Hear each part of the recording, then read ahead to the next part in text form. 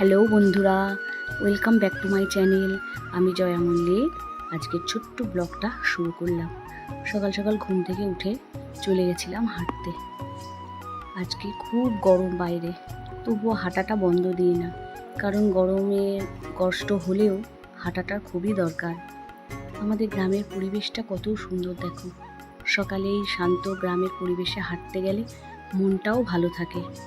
হেঁটে এসে অনেক কাজ আছে। আগে তুলবো ফুল। সকালবেলায় হেঁটে এসে ছাদে চলে গেলাম ফুল তুলতে। গাছে অনেক ফুল ফুটেছে।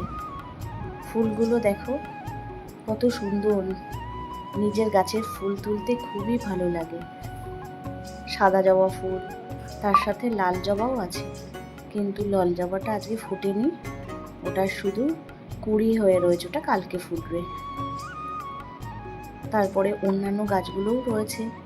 এখানে কত গাছ রয়েছে, ফুলের শিউলি ফুল গাছ লাগানো হয়েছে এখনো ছোট। এই যে সাদা ফুল গাছ, তারপরে এই যে এগুলোকে ফুল তুলে এসে সংসারে কাজকর্ম সেরে চলে আসলাম সকালের জলখাবার করতে।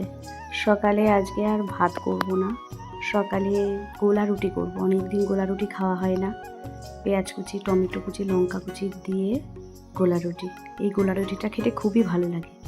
একটা একরকম আছে যে কিছুই না দিয়ে যে কোনো গুড় বা চিনি দিয়ে খায়, আর এটা তোমার পেঁয়াজ লঙ্কা কুচি করে পুরো ডিমের অমলেটের মতন খেতে লাগে। খুব ভালো লাগে এটা খেতে। এটা খেয়ে দুপুরে রান্না করতে চলে যাব।